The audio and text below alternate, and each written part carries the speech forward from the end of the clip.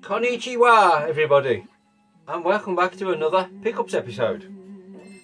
And today is all Saturn, so if Saturn's not your bag, you may want to miss this episode, unless you're keen to learn more about the Saturn, of course. So you're obviously all aware I'm on a bit of a Saturn kick at the moment, trying to reclaim what I've had in the past and sold, along with picking up a few new items maybe. And so I've gained a few more in the past couple of weeks, mostly fairly cheap stuff really,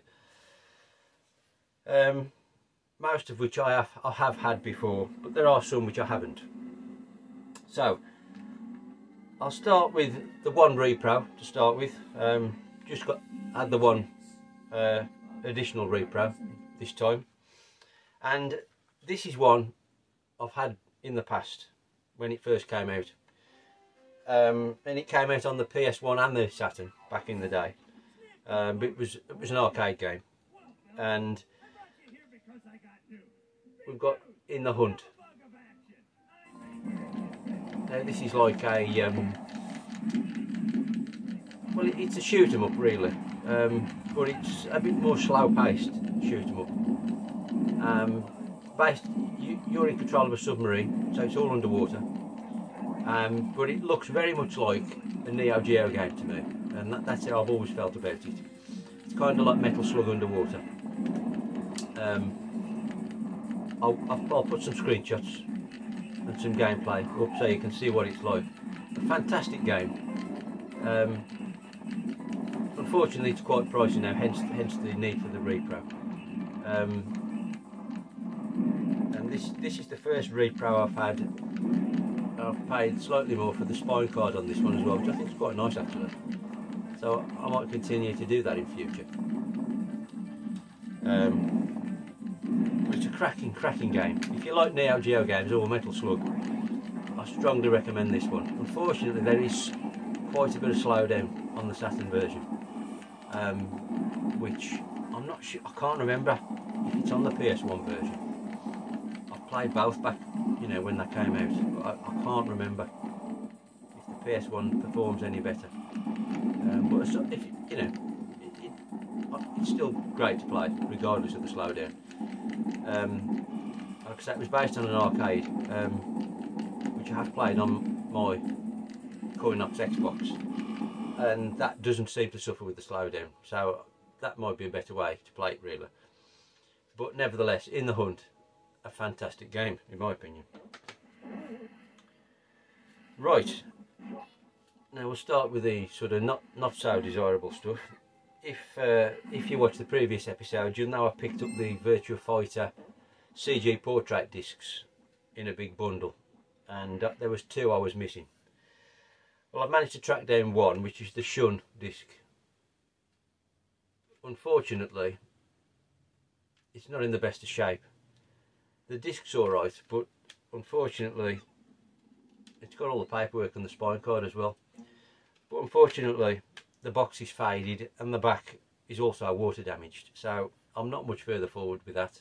I still need to look for another one of them really, because I'm not satisfied with that, even though it was cheap. You know, I want a better one. Then this next one I've never had before, and it's another football game, and as I've said in previous videos, I don't really play football games, but when I got Victory Goal back a few weeks ago, it amazed me how good it sort of felt to play now.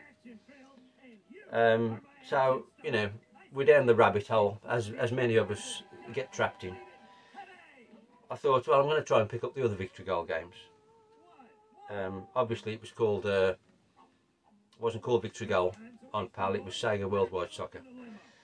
And I think there were 3 versions PAL. But this version never came out PAL. It was Japanese exclusive, because it's got the official France '98 license. I'm not exactly sure what the game is called, other than France 98 Road to Win. But I'm assuming it's probably got Victory Goal in the title, but it's all in Japanese, so even the one side of the box is Japanese, that is normally in English. Aside from it says Road to Win, so who knows, but like I say, it's got the official France licence and you can play the World Cup on it. But unfortunately the player names aren't correct. They're a bit like Sensible Soccer, where you know what they're supposed to be but they're not actually the right name. But nevertheless, I was pleased to get that because I've not seen it before. It doesn't seem that common in Britain actually, and it's a nice kind of alternative really. And I do believe there's only one of the Victory Goals I need now, but as of making this video there isn't one available on British eBay, I don't think. I'm not going to import that from Japan, it just can't be asked, you know, I'll wait for one to turn up. Right then, next we've got another game I had back in the day, and my memories at the time of it were fond. I liked it back in the day. It hasn't aged that well, and this is Toshinden S. Now, from what I've read, there are two versions of Toshinden on the Saturn,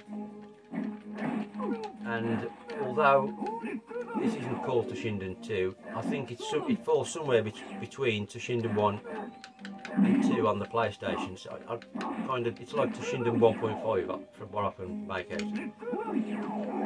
It's not bad. Graphically, it's not as good as it once was, and it does show its age quite a lot. But it's playable, but I certainly wouldn't recommend it. It is cheap, so at least that's what I'm doing. So then, we've also got the aforementioned Toshinden URA, which again I believe falls between Toshinden 2 and 3 on the PlayStation 1. So again, this is like Toshinden 2.5, I believe. And the graphics are certainly better on this one, and it does perform a bit better, but it's still not amazing. Again, it shows its age quite a lot, and it is cheap, so again, might be worth looking at. I think both the Toshinden games are available on PAL, from memory. Not sure about prices, probably a bit dearer than the Japanese ones. Now, this is an early Japanese title. I remember this coming out, and it's also available PAL. And on Japanese, it's called the King of Boxing. The PAL one is Victory Boxing, I think. It's very similar artwork.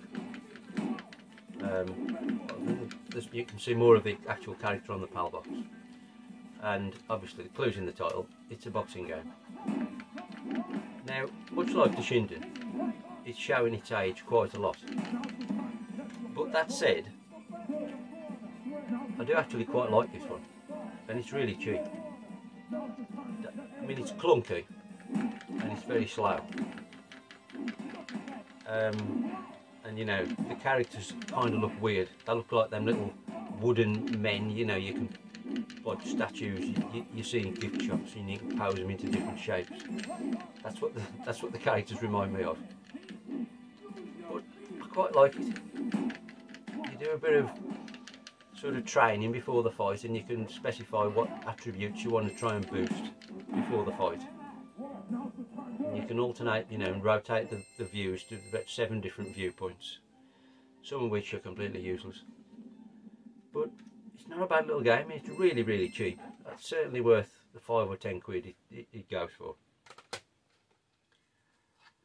Then this next one, I've got vague memories of having or playing this, but couldn't remember a thing about it. And again, this is based on a Sega arcade, so I'm sure I would have played it back in the day. And that's Sky Target. Now again, this is, I'm sure you can get this, pal. It's quite a late release, this one, for the Saturn. I think it's 97, so it's quite late for the Saturn. And I'm sure it's sort of a semi-sequel to Afterburner. And it's more sort of polygon based than Afterburner was. And I was quite keen to get this one because, like I say, I couldn't remember anything about it. It's not in the best of condition, but it was reasonably priced. But yeah, after playing it, it's kind of, it's all right. Don't look too bad. Don't look fantastic by any means. But I mean, it does play like Afterburner, so you can sort of see that it is kind of a sequel to Afterburner. I'm not sure if it officially is supposed to be, but it's very reminiscent of it anyway. There's just something not quite there. I don't know. It's all right. You know, it's kind of 6 out of 10, maybe. But anyway, anybody got any thoughts on Sky Target? Then next we've got Zap Snowboarding Tricks 98. Now this is a sequel to a game I didn't know existed up until a few weeks ago. And it's much the same. Of course, we've got a broken box on it. But it's alright. It's a decent little game. You know, much in the sort of cool boarders mould. And much like the first one on the Saturn, I showed a while back. It's quite good. I'm pretty sure this is Jap exclusive. I've certainly not seen a PAL version. So interesting little game, and again it's really cheap. So if you like your snowboarding, might be one to pick up. Then I've only got 4 left now, and the quality's gone up a bit now. Now, obviously, Saturn's well known for loads of 2D fighters. You know, it's one of its major strengths, and there's an absolute plethora of ones you could choose from, most of which are fantastic. So I was chuffed to be able to find Vampire Saviour. This is in the it's a Capcom game, obviously, and it's in the Darkstalkers Night Warriors universe, I think, if I've got the right one. Sure, I think I have. But anyway, I've already got Night Warriors on the Saturn, which is a good game, and this one requires the 4 meg RAM card. But fortunately, I'd already got that because I've just bought the standalone disc, which made it a bit cheaper to get, you know, without needing the RAM card. But it's an excellent 2D fighter, as you'd expect from Capcom. So definitely want to pick up if you get a chance. I don't think, I'm fairly sure you can't get that PAL. No, I don't think you can, but correct me if I'm wrong. But it's a cracking 2D fighter. And then in a similar mould, I hadn't had that one back in the day. I'd only had Night Warriors before, so that was all new to me. In a similar mould, I did have this one back in the day, and stupidly sold it like many others. And again, Capcom, and we've got X-Men, Children of the Atom, and you can get this PAL obviously. It's a real good game. Obviously you've got your familiar X-Men characters. I've only played it a couple of times since I've had it back. It seems much harder than I remember. I'm trying to get used to, or think about what characters I used to use. I don't know. I'm having most success with Cyclops at the moment. I don't remember using him back in the day. I've got a feeling I always used to play with Iceman, but I've played with Iceman now, and I don't know. Can't seem to have much success with him. So I don't know. Anybody recommend a good character to use on X-Men? Because I'm finding that one a bit tricky at the minute. Much more so than Vampire Saviour. My 2D fighter skills are quite rusty. Then this next one I never had back in the day, and it's a Sega Ages title, and I had most of those. But this one, I think it must have been a late release, because I don't even remember it coming out at the time. Yeah, it's got 98 on the back, so this is even later. But it's a game I've never really gelled with. I've never thought it was much good, any version I've tried. I've never actually played the arcade game it's based on. But obviously, I'm assuming the Saturn version is more or less arcade perfect, as the other Sega Ages ones are. But anyway, I'm talking about Galaxy Force 2. And the best way I can describe this, if you've not played it, is it's kind of Afterburner in space. Because it plays very similar and the principle's the same. It's just the fact you're in space instead of in an aeroplane. You're in like a spacecraft, like a Star Wars universe, I suppose. You can see the picture of the arcade cab on the back there, and it's good. I mean, I've played the Mega Drive version, and I never liked it. Always thought it looked a bit crap. I've played the Master System version, and obviously that looks even crapper. And it just never grabbed me. There's a version on the FM Thames Martyr I almost bought when I had one of them way back. But for whatever reason I never got round to it and then sold the system. One of my biggest regrets. But when this cropped up at a decent price, I thought, well, I've got to try this, because at least, you know, like I say, it should be arcade perfect. And it's certainly the best version I've tried. And I do quite like it. I don't feel it's as good as you'd expect from a Sega arcade game at the time. It's not a top draw game in my opinion from Sega, like a lot of them are. This is maybe a second tier game, I'd say. Certainly worth checking out though. Again, there's no PAL version. But I'm chuffed to have it, because ideally I'd like all these Sega Ages titles. I've got quite a few. I am missing Afterburner. I'm on the lookout for that one. That's one I should never have sold. And then the compilation ones I'm also looking out for, Volume 1 and Volume 2 of the really old, early 80s arcade games. But nevertheless, I was chuffed to get that. Right, now the last one. Now this is something I've had a fondness for this game for quite a few years now, since I found out about the existence of it, a few years ago. And I'd been looking to get, well, I've already got the N64 version, and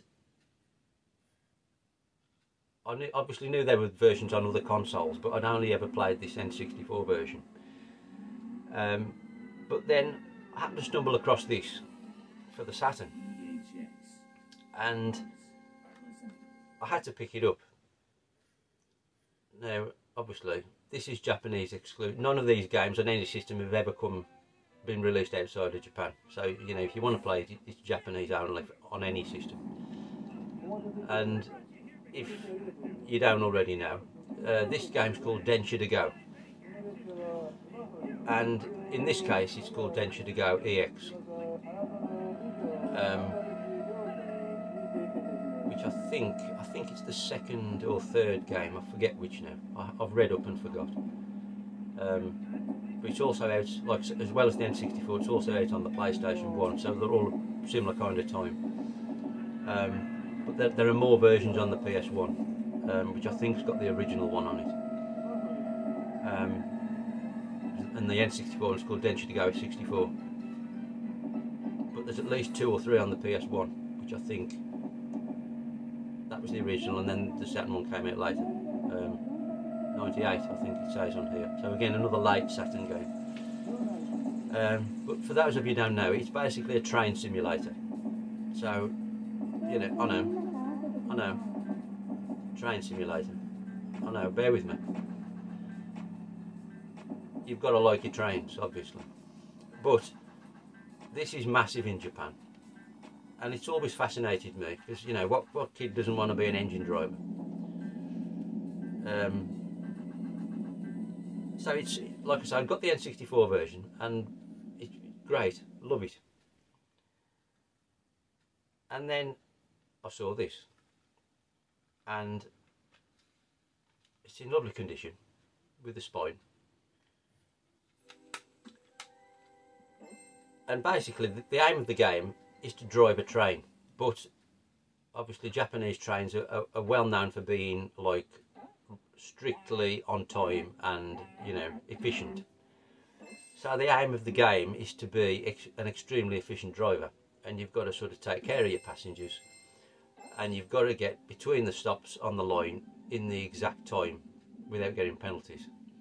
And easy that may sound, in reality it's extremely difficult